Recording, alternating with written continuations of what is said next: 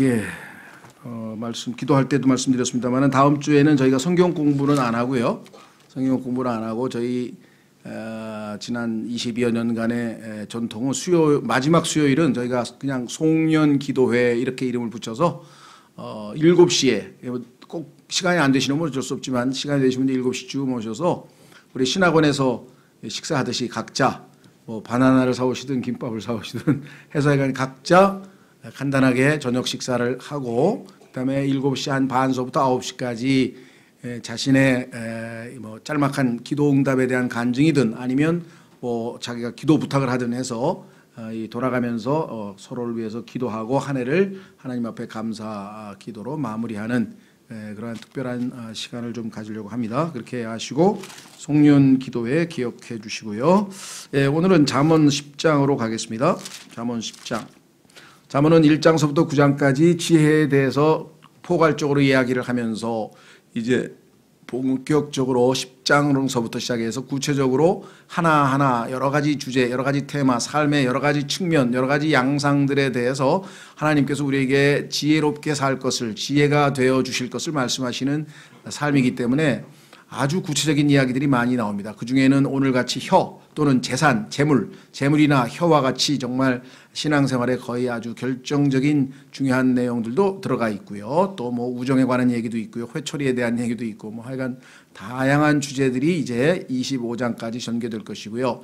25장에 가면 이제 이 솔로몬의 잠언을 또 히스기야가 기록해 놓은 것들을 또 새로운 테마로 그래서 지금 앞으로 나오는 테마들은 연결되는 게 아니라 이렇게 단편적으로 딱딱 끊어지면서 주제가 바뀌게 되고 예전에 말씀드린 것처럼 격언 같은 내용들입니다. 그렇죠? 명언이라고 하죠. 우리가 명언 또는 격언.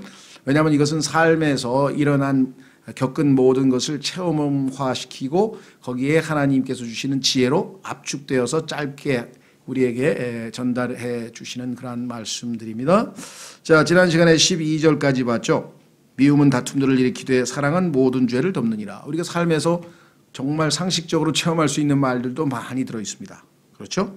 미움은 다툼들을 일으키며 사랑은 모든 죄를 덮느니라. 오늘은 13절서부터 아마 21절 정도까지 아마 하면 될 것 같은데요. 자, 13절. 명철이 있는 자의 입술에서 지혜를 찾으려니와 명철이 죄송합니다. 있는 자와 그 다음에 뒷부분에 명철이 없는 자의 등을 위해 회초리가 있느니라. 잠언에서 사용되는 여러 가지 방법은요.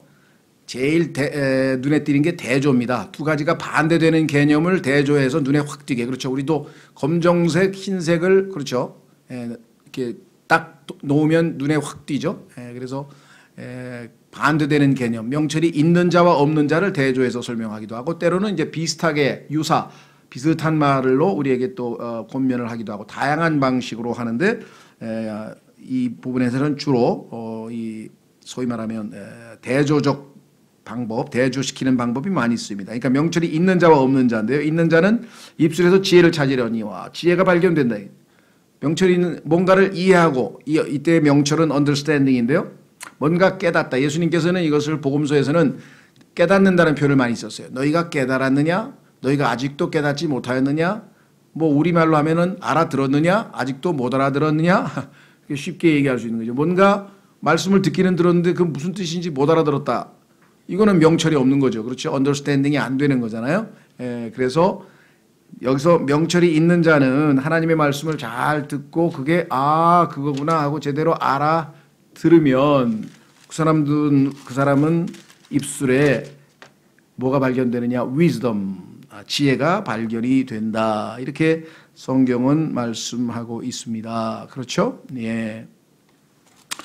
자, 그 다음에 당연하죠. 하나님의 말씀을 깨달았으니 지혜 되신 분의 말씀이 그 사람의 입에 있다면 당연히 그 사람 입술에서는 지혜로운 말씀이 나오겠죠. 예수님께서는 항상 지혜로운 말씀이 그분의 입에서 나왔죠. 반면에 그래서 뭔가 깨달은 사람, 성경을 깨달은 사람, 진리를 깨달은 사람에게서 뭔가를 들으면 지혜로운 말씀을 들을 수 있지만 반대로 명철이 없는 자의 등을 위해 회초리가 있느니라. 명철이 없는 자, 뭔가 깨닫지 못하는 사람은 어리석은 사람이니까 둔감한 사람이니까 이 사람에게는 깨닫게 하기 위해서는 한 가지 좋은 방안이 있어요. 그것은 뭐냐?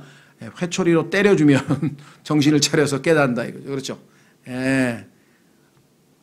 자식들도 그렇죠. 교육시킬 때 제일 효과적인 방법은 때리는 겁니다. 성경에서 회초리를 아끼지 말라. 그것이 그를 지옥에서 건지리라. 이런 말씀도 써 있어요. 성경에 보면. 많은 분들은 이게 무슨 소리인가 한번 보십시오. 어디냐. 잠언 23장을 한번 일단 가보실까요? 회초리의 효용성. 근데 요즘에 우리나라 교육에서는 이 회초리를 다 없애가지고요. 정말 교육 현장이라는 게 우리가 저는 이제 좀 멀어져서 잘 모르겠는데 직접 아직도 어린 자녀들을 키우는 분들은 아마 너무 속이 터질 것 같아요. 뭐 학교에 가가지고 전부 엎드려서 자더라고 보니까. 선생은 혼자서 떠들고 있고 다 엎드려서 자. 그래도 선생이 일어나라는 소리를 못해요. 걔네들은 왜 잘까요? 학원 가서 공부하다가 와서 피곤해서 자나 봐요. 그러니까 대놓고 학원 선생이 더 잘 가르쳐 당신 건 들을 필요도 없어. 뭐 이런 소리 아닐까요? 참 하여간 그 선생님도 모멸감 때문에 도저히 못해 먹을 것 같아요. 제가 보니까 권위가 땅에 떨어져 가지고 뭐 대드는 아이들도 뭐 숱하게 많고 그렇죠? 예, 그거 다 자업자득입니다.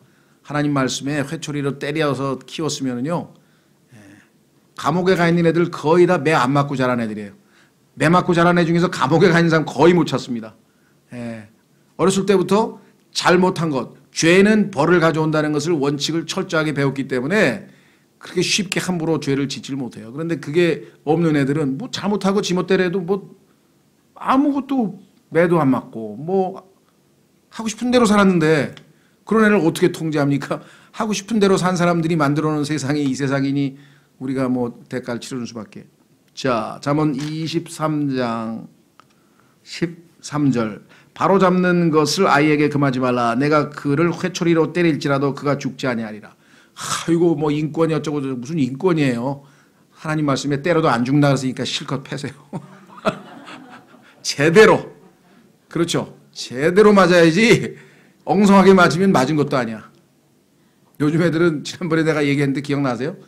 그 생각만 할 때마다 야, 참 그 재밌는 이야기죠. 요즘 아이들의 특징이 뭐냐 그랬더니 말을 안 듣는 거예요. 아버지가 올라가서 자라 그랬어요. 그래서 이제 올라갔어. 다행히. 근데 위층에 자기 침실이 있고 아래층에 아버지 어머니 침실이 있는데 위층에서 소리를 지르는 거예요. 아버지 물 한 컵만 갖다 주세요. 그러니까 아버지가 네가 떠다 먹어. 그랬더니 또 아버지 물 한 컵만 갖다 주세요. 너 한 번만 더 얘기하면 매 맞아. 그랬더니 아버지 때리러 오실 때 물 한 컵만 갖다 주세요. 그런 애들을 키워야 되니 영악스러운 애들을 키워야 되니 뭐 어떻게 살겠습니까? 예, 참 하여간 여기 나와 있죠. 뭐라고 얘기했느냐. 성경이 좀 어렵습니다. 어떤 구절은 왜 14절 너는 그를 회초리로 때려서 그의 혼을 지옥에서 건질지니라. 회초리로 때리기만 하면 지옥에서 건진다? 그럼 매일 때리겠네? 그런 뜻은 아니고요. 이것은 속뜻을 읽으셔야죠. 그러니까 때린다는 얘기는 죄는 벌을 부른다는 걸 가르쳐 주는 거예요. 그럼 얘는 자라나면서 죄는 반드시 벌을 받는다. 그래서 벌에 대한 두려움이 있어요. 그래서 나중에 복음을 전해주면 네가 죄로 인해 영원한 불못에서 영원한 고통의 장소에서 지옥에 갈 것이다 하면 그것이 두려워서라도 예수님을 믿게 된다 이 말이죠. 근데 그게 없는 사람은 뭐라는 줄 아세요? 지옥이요? 뭐 관광 가면 되는 거지. 지옥도 한번 가봐야지. 구경도 가봐야지. 뭐 이런 애들도 있어요. 그러니 이걸 지금은 이제 돌려놓을 수도 없어요. 지금 우리나라도 지금 이제 마지막 시대로 가서 정말 성경에 보면은 이제 뭐 레위기에 아비를 치는 자를 죽여라 자식을. 그래서 그 이스라엘 시대에도 아비를 치는 자가 있었나 때리는 자가 있었나. 이제 앞으로 보세요. 뉴스에 이제 더 많이 나옵니다. 이제 아버지 어머니 때리는 사람이 이제 점점 더 많이 나오고요. 예, 아주 지금 뭐 마지막까지 온 것 같습니다. 자, 그래서 회초리 얘기가 나와서 약간 좀 얘기가 빗나갔는데요. 회초리가 사라진 시대, 불행한 시대죠. 불행한 시대. 자, 군기도 마찬가지예요. 빠따라 안 치니까 군기가 없고 자살하고 뭐 그러지. 우리처럼 그냥 껐떡하면 그냥 막 삽으로 들이패고 막 그러면 뭐 군기가 그냥 바짝 살아가지고 뭐 그런 게 어디 있어요, 그죠? 하여간 세상이 뭘 몰라. 하나님의 말씀을 좀 알아야 되는데, 자, 다시 돌아옵니다. 그래서 매는 얼마나 효용이 있는 건지를 좀 가르쳐 줘야 되는데 안타깝습니다. 자, 그 다음에 14절. 지혜로운 자들은 지식을 쌓거니와. 그렇습니다. 지혜로운 사람들은 남의 지혜로운 말을 경청하면서 잘 쌓아요. 잘 이렇게 쌓아놨죠. 예, 반면에 어떻게 됩니까? 어리석은 자의 입은 멸망에 가까우니라. 어리석은 자의 입. 자, 어리석은 자하고 그제 지혜로운 자. 또 대조했죠? 지혜로운 자와 어리석은 자를 대조했습니다. 그렇죠? 예. 성경에 보면은 뭐 이 둘을 예표하고 있는 인물들이 뭐 한두 사람이 아니겠죠. 그렇죠? 예. 8절에도 나와 있네요. 그 10장 8절에. 마음이 지혜로운 자는 명령들을 받아들이되. 하나님 말씀을 듣죠. 반면에 어떻게 됩니까? 수다를 떠는 어리석은 자는 넘어지리로다. 자, 그래서 우리는 명철이 있는 자와 없는 자를 13절에서 비교했고 14절에서는 지혜로운 자와 어리석은 자를 비유했고 대조했고 그다음에 15절 부자의 재물은 그의 견고한 도시요 가난한 자들의 궁핍은 그들의 멸망이니라. 이 조심하십시오. 이 말씀 자체는 틀린 말은 아니죠. 왜? 실질적으로 이 세상에서 부자의 재물은 그의 견고한 도시요. 돈으로 안 되는 게 있습니까? 예, 그러니까 돈의 위력. 성경의 전도서에도 보면은 돈은 모든 것에 쓸모 있느니라. 돈의 위력에 대해서 이 세상에 있는 현실을 객관적인 팩트를 그대로 말하고 있는 것이에요. 그러니까 너희는 돈의 힘을 의지해서 살아라. 뭐 이런 권면을 하는 것은 아니에요. 그걸 조심하셔야 돼요. 성경을 읽을 때 객관적 사실을 그대로 그렇죠. 헛되니 모든 것이 헛되도다. 아니 성경에 모든 게 헛되대. 그러면 그 얘기는 뭐예요? 뒤에 가니까 하나님 없이 이 땅에서 아무리 자아실현을 하고 싶은 거 다 해도 결국은 헛되다. 그것이 인간의 운명이다. 그러니 너희는 하나님을 믿고 하나님 안에서 그 공허함을 성령님으로 영이신 하나님으로 너희 영을 채우라. 그래야 충만하고 기쁘고 행복한 삶을 살라는 얘기지. 성경에서 얘기하는 게 헛되대. 아이, 모든 게 헛된데 뭐 공부 뭐하러 하고 뭐 돈 뭐하러 벌어. 다 헛된데. 그래가지고 성경을 적용하는 겁니까? 그런 멍청한 사람들이 있어요. 그러니까 성경에서 하나님께서 가르쳐 주시는 진리와 이 세상에 있는 인간이 객관적으로 있는 사실 그대로 얘기한 것. 하나님께서는 너희들도 알지 않냐 이거죠. 이 세상에 있는 게 다 헛되다는 거. 그렇죠? 돈의 위력 모르는 사람 누가 있어요. 자, 그러나 성경에서 하나님께서 그러면 돈에 의지해서 살라. 그래야 아주 이 세상에서 권세를 부리니까. 그거는 아니죠. 이거는 객관적 사실만을 지금 얘기하고 있는 겁니다. 자, 그래서 여기 보시면 뭐라고 되어 있는가? 15절. 가난한 자들의 궁핍은 그들의 멸망이니라. 자, 성경에 이번에는 뭘 비유했습니까? 대조시켰습니까? 부자와 가난한 사람.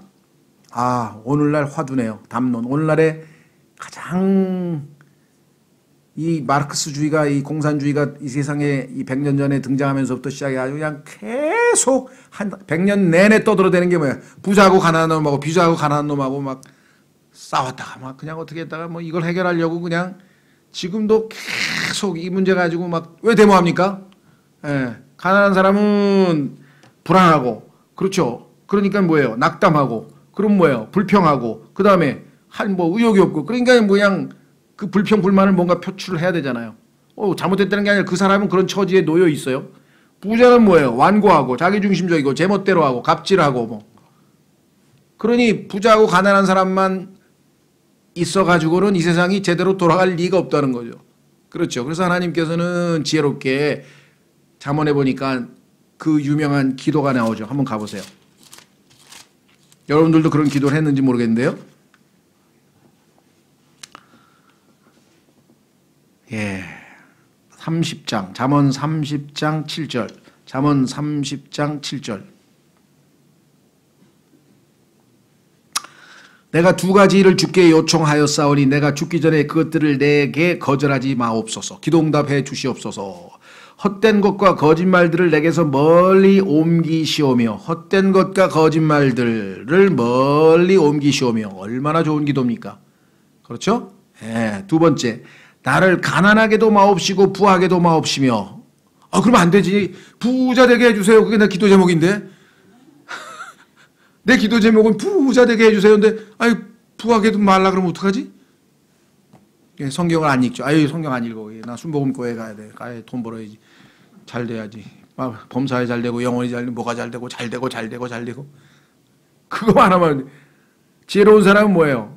딱 이 세상에서 나를 가난하게도 마옵시고 부하게도 마옵시며 내게 알맞은 양식으로 나를 먹이시옵소서. 내가 배불러서 주를 부인하고 말하기를 주가 누구냐 할까 염려하오며.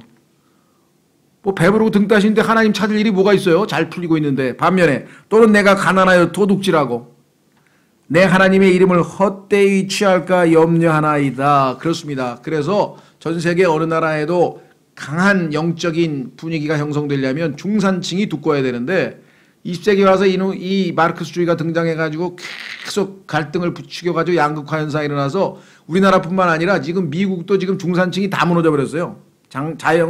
영세업자, 자영업자가 안 돼. 왜? 전부 다 막 월마트로 그냥 무슨 코스트코로 다 때려가지고 뭐 장사를 해 먹을 수가 있어야지. 다 그냥 대형으로 몰고 가니까. 그렇죠. 그러니까 뭐 자동차 수리업소 이거 안 돼. 이제 뭐지? 그 스피드맷인가 뭔가 약간 또 체인점 쫙 만들어가지고 자동차 그 정비도 다 이제는 대기업이 다 차지하죠. 뭘 할 수가 없어. 다 대형화해서 다 차지해버려. 이게 돈 있는 사람들의 머리를 써서 장악해버리는. 그래서 하나님께서 우리에게 주신 것은 좌로나 우로나 치우치지 않는 중간 정도 되는 거. 그렇죠? 그러면 우리가 감사하게 먹고 또 힘들 때 또 기도해서 하나님 도우심을 받고 이렇게 해서 정말 영적으로 건강하게 살아낼 수 있을 것 같은데 그렇지 못한 현실이 지금 여러분과 제가 살고 있는 이 시대입니다. 부자는 유혹을 많이 받고요. 가난한 사람은 시험을 많이 당해요. 그렇죠. 물론 어떤 분들은 예수님은 가난한 자 편 아니었습니까? 가난한 자 편이 될 수밖에 없는 게 가난한 자들이 제일 많이 이 땅에 더 많으니까 부자는 숫자가 적고 예수님께서 가난한 자에게 복음을 전하셨다라고 말씀하신 것은 사실이죠. 어렵고 힘든 사람, 아프고 병들고 가난하고 그런 소외된 사람들에게 하나님의 사랑이 더 많이 필요한 거죠. 그렇죠? 그래서 성경에도 그러면 뭐 부자나 뭐 이런 사람들에게는 복음이 필요 없냐? 아니죠. 니고데모 같이 당대 최고의 학벌을 지니고 뭐 그런 사람들에게도 또 그 유명한 돈 많은 삭개오 같은 사람에게도 당연히 예수 그리스도가 필요했겠죠. 자, 그래서 우리는 기본적인 원칙을 얘기합니다. 부자의 재물은 그의 견고한 도시요. 그러니까 보호받는다 이 말이죠. 가난한 자의 궁핍은 그들의 멸망이니라. 이것은 우리 삶의 현장에서 날마다 발견되는 것입니다. 그러나 이 주님께서는 그러면 부를 신뢰하면 된다는 뜻이냐? 아니라 그랬죠. 뭐 너무나 많은 곳에서 이야기 나오지만 신약 성경에서 명백하게 예수님께서 말씀하시기를 다시 말해서 재산을 자기의 돈을 신뢰하는 자는 하나님의 왕국에 들어가기가 어렵다 이렇게 말씀을 하셨고 부자들은 조심해라 돈 신뢰하지 말고 주님을 신뢰하라 이렇게 나와 있습니다. 확인해 보겠습니다. 디모데전서 6장 디모데전서 6장 이 자본주의 시대에 대해서는 정말 어긋나는 말씀인 것 같지만 하나님은 이것이 진리라는 것을 우리에게 선포하시는 것이죠. 디모데전서 6장 6절 그러나 만족하면서 하나님을 따르는 것은 큰 이득이 되느니라. 우리에게 굉장히 유익합니다. 만족하면서 하나님을 따릅니다. 우리가 이 세상에 아무것도 가지고 오지 아니하였은즉 공술의 공수고 세상 사람들도 얘기합니다. 아무것도 가지고 가지 못할 것이 확실하니 먹을 것과 입을 것이 있은즉 우리가 그것으로 만족할 것이니라. 그렇습니다. 우리 조상들은 먹을 것과 입을 것 하나 더 있었죠. 뭐였습니까? 주였잖아요. 주. 근데 예수님은 집도 필요 없다는 거예요.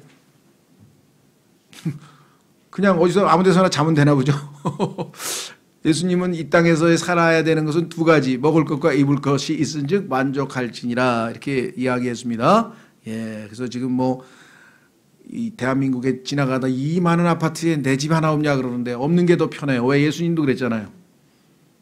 없잖아. 그러니까 뭐 집이 오르나 내리나 오르면 오르고 내리면 내리나 하고 뭔 상관이야? 마음 편하잖아. 그렇다고 하룻밤 안 자나요? 뭐 고급 호텔에서 자는 사람은 뭐 이틀 밤 자나요? 똑같이 자는 거지. 그 사람들은 또 잠도 안 와. 저기 수면제 먹어야지 자잖아요. 우리는 그냥 피곤해서 그냥 자는데. 성경에 써 있잖아요. 그냥 잠드는 사람이 행복하다고. 성경적 관점에서 보면은 뭐 전혀.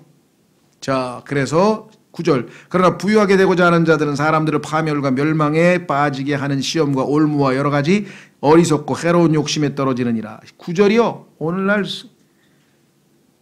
얼마나 많은 사람들에게 이 말씀이 필요하겠습니까? 그렇죠? 예. 그 투자 잘못해가지고 그냥 막 망하는 사람 뭐 주변에 막 어마어마합니다. 지금. 돈을 사랑함이 모든 악의 뿌리이니. 모든 악이에요. 모든 악. 돈을 사랑하는 겁니다. 돈 자체가 잘못됐다는 얘기는 없어요. 어떤 자들이 돈을 탐내다가 믿음에서 떠나 잘못하고 많은 고통으로 자기를 찔러 꿰뚫었도다. 자, 그래서 부에 대해서 우리가 그리스도인답게 올바른 태도를 취하자. 모든 것의 주인은 하나님이시죠. 나에게 많이 주셨어도 나는 청지기에 불과할 뿐이고 아무리 내가 없어도 하나님께서는 백합화도 키우시고 하늘의 새들도 먹이시는데 뭔 걱정이냐 그랬으니까 뭔 걱정이에요? 걱정 안 하죠. 그러나 열심히 일은 해야지. 그러나 굶으면 어떻게 해요?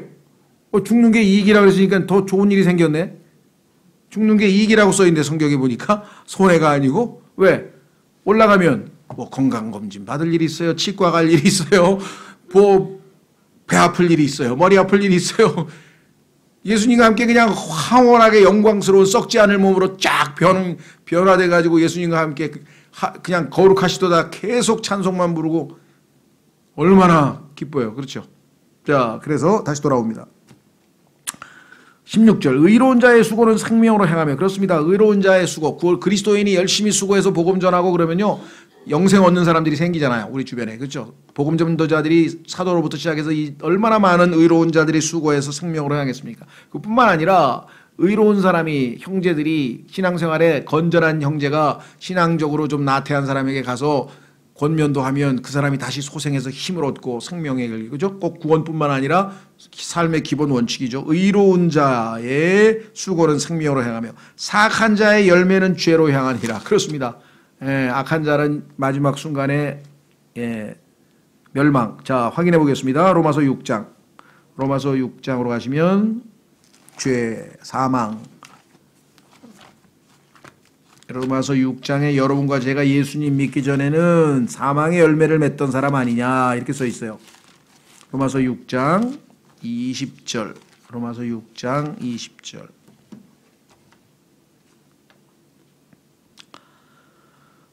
로마서 6장 20절 너희가 죄의 종이었을 때에는 의로부터 자유로웠느니라. 그런즉 너희가 지금은 부끄러워하는 그 일들 안에서 그때 무슨 열매를 얻었느냐. 그 일들의 끝은 사망이니라. 사망에 이르는 열매. 그러나 이제는 너희가 죄로부터 해방되고 하나님께 종이 되어 거룩함에 이르는 너희의 열매를 얻었으니 그 끝은 영존하는 생명이니라.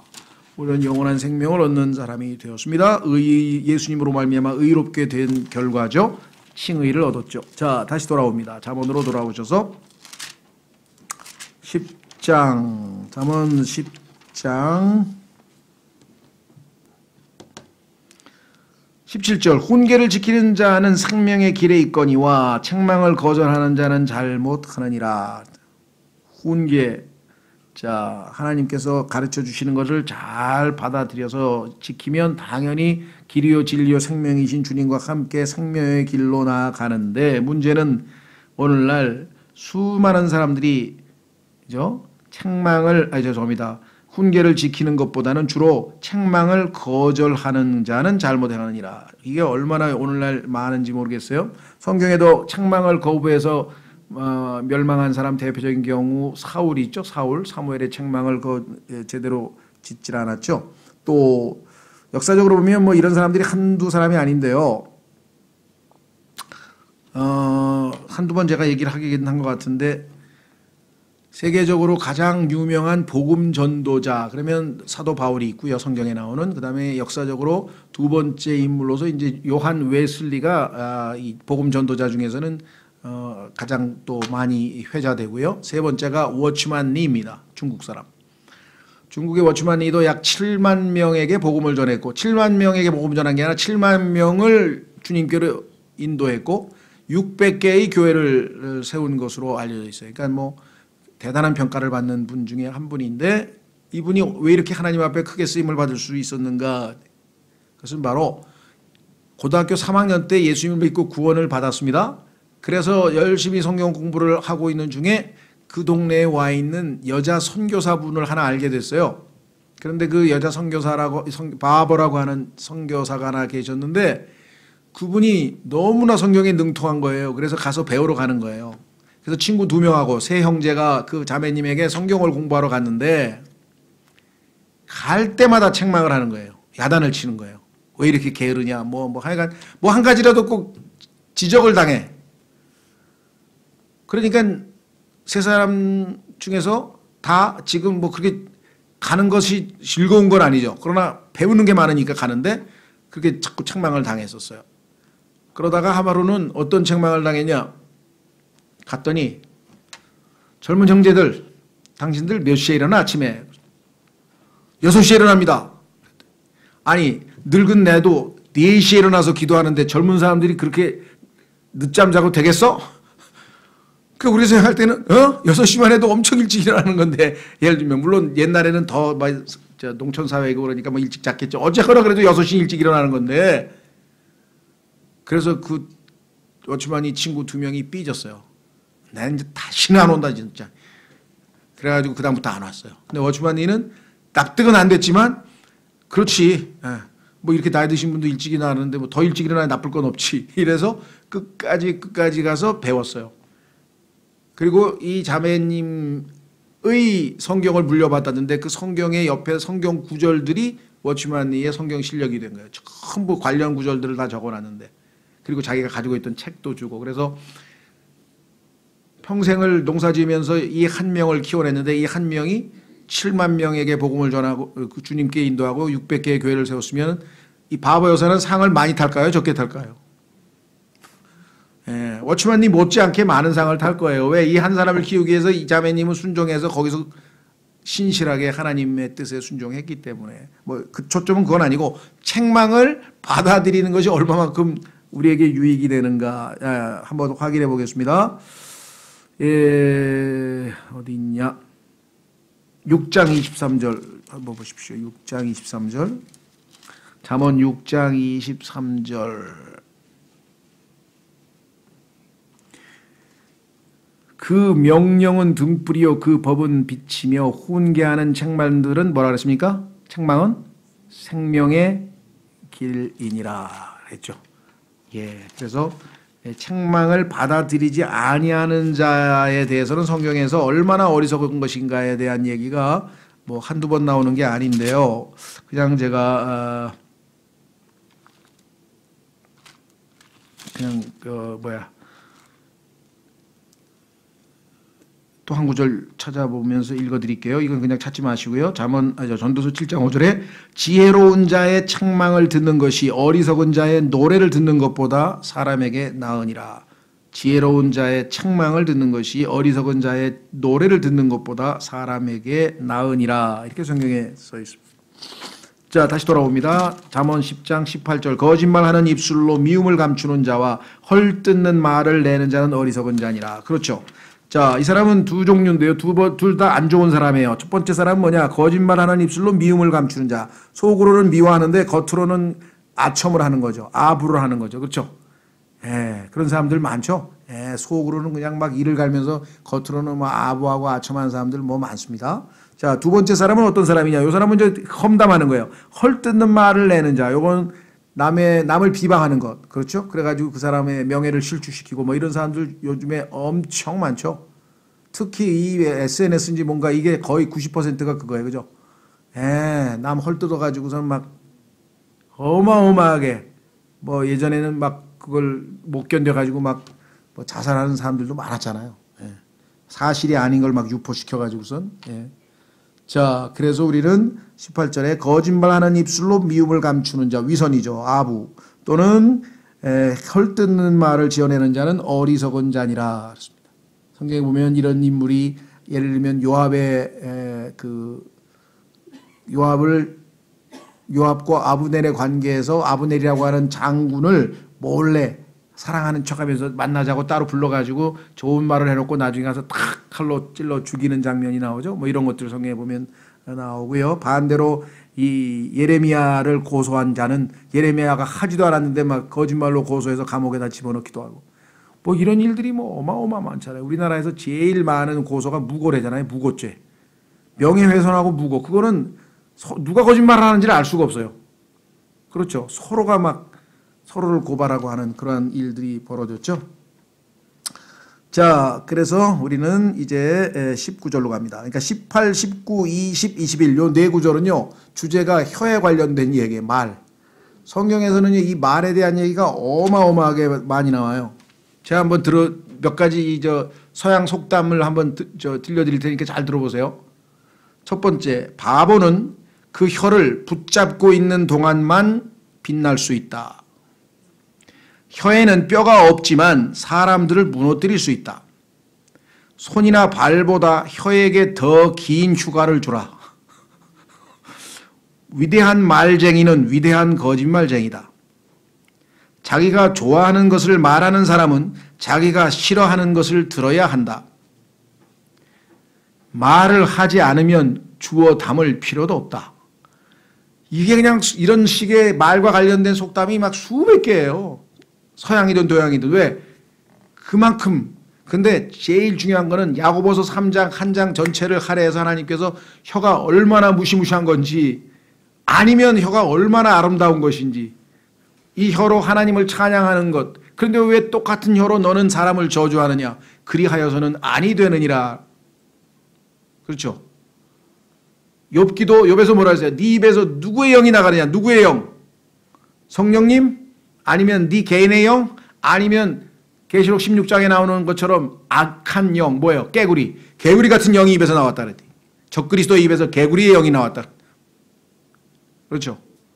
그래서 혀는 성경에서 모든 것은 길들일 수 있으나 혀는 길들일 수 없다. 그래서 혀를 컨트롤만 잘하면요. 정말 지혜로운 사람. 아무리 자기가 무식해도요. 혀를 딱 닫고 있으면 몰라요. 사람들은. 저 사람 무식한지. 근데 괜히 한마디 했다. 완전히 무식이 폭 놓네. 그런 일 저는 몇 번 겪었어요. 그래서 아이고 그냥 입 다물고 계시지. 뭔가 한마디 했는데 영 아닌 말씀을 하셔가지고 그냥 거기 있는 좌중이 다 알아버려서 야, 저 사람 무식하구나. 입 딱 다물고 있으면 생긴 건 멀쩡하게 생겨서 안 들통났을 텐데. 그렇죠. 그 다음에 이 혀로 왜 교회 나오셨어요? 90%가 뭐예요? 상처 입어서. 뭐해? 말해. 누군가가 나를 비방했어요. 할지도 않았는데 했어요. 뭐라 그랬어요. 전부 말에 상처 입은 사람들 뿐이야. 그런데요. 이거는 상처 입어서 교회 떠나면 교회 2달에 한 번씩 떠나야 돼요. 못 다녀 교회. 그럼 어떻게 되느냐. 성령의 열매를 맺히면 돼요. 온유함. 온유함 뭐야? 상처가 유리창 같이 딱딱한 거는 돌을 던지면 누군가가 나에게 말로 혀로 돌을 탁 던지면 땅랑 깨져요. 그러면 던진 사람이 잘못이죠. 그러나 내 마음이 완악해서 딱딱한 것도 하나님 앞에 문제다 이 말이에요. 내 마음이 온유하면 어떻게 돼요? 돌이 와서 팍 했을 때 마치 호수에 돌을 던졌더니 팡팡팡 출렁출렁 하다가 뭐예요? 얼마 있다가 잔잔해진다. 성령님께서 나를 통제하시면 누군가가 깊이 상처를 난 것 같지만 금방 치유가 돼요. 회복이 돼요. 뭐 치유센터, 힐링센터, 뭐 별데 다 안 가도 돼. 하나님 말씀으로 치유가 돼가지고 평안해져요.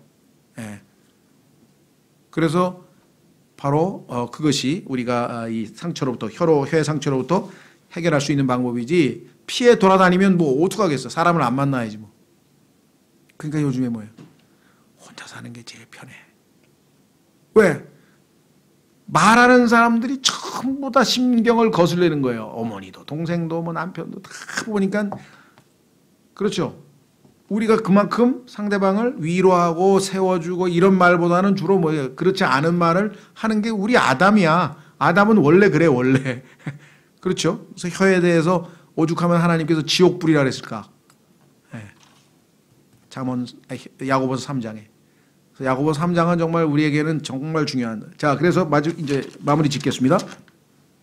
혀에 대한 이야기 19, 8절 거짓말하는 입술로 미움을 감추는 자와 헐뜯는 말을 내는 자는 어리석은 자 아니라 말이 많은 곳에는 죄가 부족하지 아니하거니와. 입 다물고 있으면요 우리가 짓는 죄의 90%는 안 져도 돼요. 거의 90%가 이 말 실수에서 벌어지는 죄입니다. 그렇죠? 자, 자기 입술을 금하는 자는 지혜로우니라. 지혜로운 사람은 정말 꼭 필요한 말 이외에는 안 하는 거예요. 그러죠? 자, 뭐 더 이상 자세히 뭐 설명 안 해도 여러분들이 뭐 충분히 무슨 뜻인지는 다 알아들으셨을 겁니다. 자, 그래서 성경에 보면요 예수님께서도 말씀하시기를 이 헛된 말 그건 나중에 다 하나님 앞에서 평가받을 거라는데 좀 이따 찾고 우선 21절까지 읽고 자 의인의 혀는 최상의 은 같으며 예수님은 학자의 혀를 지녔다 그래서 예수님은 입에서 항상 훌륭한 지식이 나와서 다른 사람의 믿음을 세워주는 것이죠. 의인의 혀는 최상의 은 같으며 성경에서 은은 구속인데요. 여러분이 복음에 관해서 말씀을 전하면 여러분의 혀는 은의 가치가 있는 것이고요. 사악한 자의 마음은 가치가 적으니라. 이 악한 사람의 마음에서는요 악한 말이 나와요. 마음과 말은 연결되어 있어요. 그렇죠? 네. 그래서 마음에 가득한 것이 바깥으로 튀어나온다고 예수님께서 말씀하셨죠. 21절 의로운 자의 입술은 많은 사람을 먹이나. 그렇죠.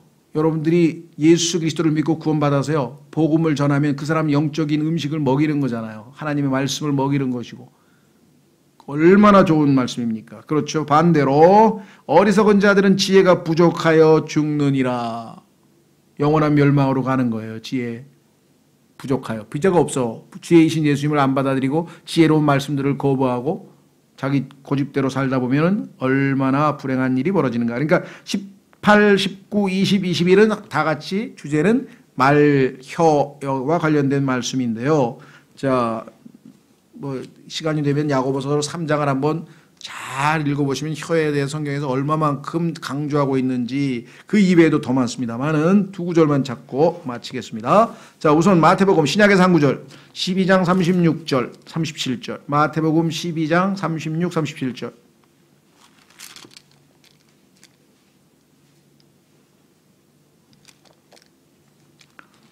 마태복음 12장 36, 37절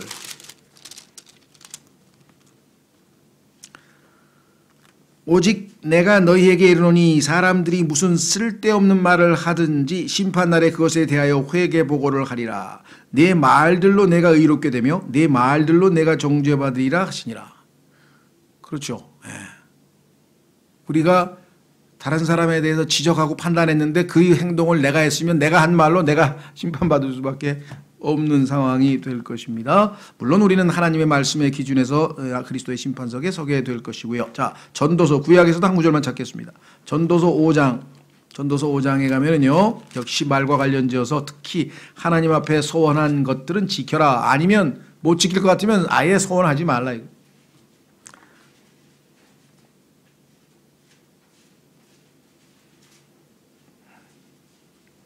전도서 5장 1절서부터 7절까지 읽고 마치겠습니다. 너는 하나님의 집에 갈 때에 내 발을 지키고 어리석은 자들의 희생물을 드리는 것보다 듣는 것에 더 주의를 기울이라. 그들은 자기들이 악을 행하는 줄로 생각하지 아니하느니라. 내 입을 경솔히 열지 말며 하나님 앞에서 내 마음이 급하게 어떤 것도 말하지 못하게 할지니라.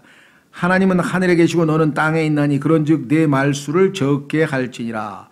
꿈은 일이 많아 생기고 어리석은 자의 목소리는 말이 많아 알려지느니라.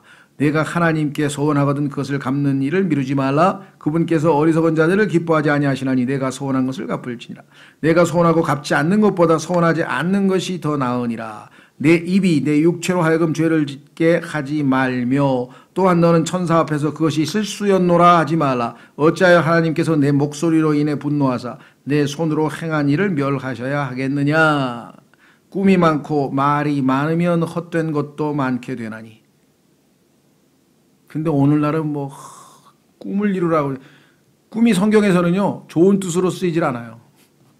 세상 사람들이 얘기하는 것은 자기가 바라는 바 내 꿈을 이뤄달라 그러는데요. 세상 사람들이 꾸는 꿈의 90%는 다 허황된 꿈입니다. 안 꿔야 될 꿈을 꾸는 거예요. 성경에서 꿈은 항상 거의 부정적으로 나옵니다.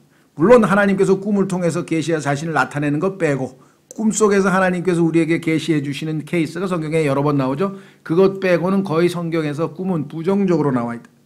그래서 꿈꿨다 이런 사람 따라가지 말라 해요. 위험하니까 조심하라고 성경에 써 있죠. 자, 오직 너는 하나님을 두려워할지니라. 여기서 지금 말에 대한 얘기가 반복해서 나왔죠. 그래서 정말 주님 저의 성령의 통제하에 정말 유익을 다른 사람의 믿음을 세우고 유익을 끼치고 정말 예수님처럼 예수님의 입에서는 항상 은혜로운 말씀이 나왔다 그랬잖아요.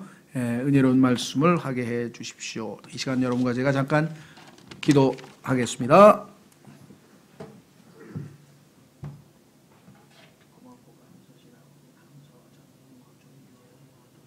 우리 모두가 정말 이 땅에서 살아가면서 얼마나 말실수가 많은지 얼마나 지혜롭지 못한지 얼마나 어리석은지 아버지의 책망을 받을 때에도 쉽게 거부하고 하나님 참 아버지께서 오신 한 말씀